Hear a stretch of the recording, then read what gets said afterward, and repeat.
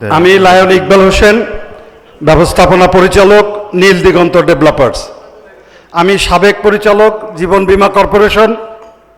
আমি সাবেক চেয়ারম্যান, জীবন বীমা কর্পোরেশনের রিয়েল এস্টেট কমিটির।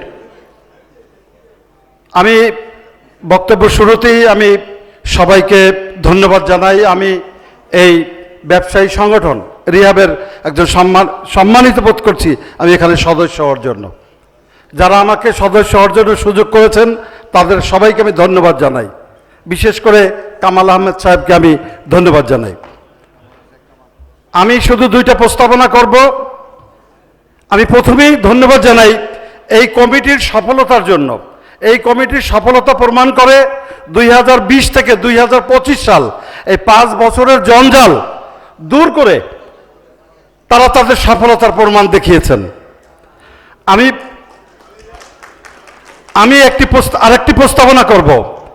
আমি আপনাদের এখানে নতুন হলেও অনলাইনে ইউটিউবে একটি দুর্ভাগ্যজনক ভিডিও আমার চোখে কয়েকবার পড়েছে।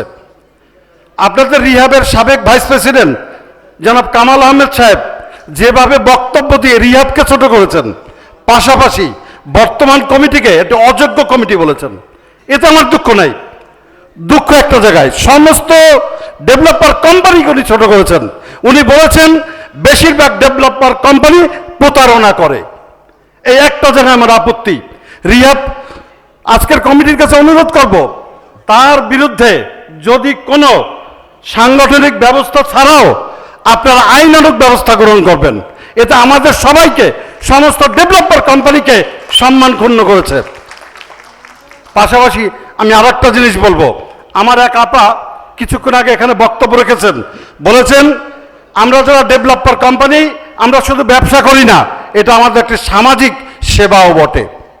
আমি একজন লায়নিজম, আমি লায়ন করি।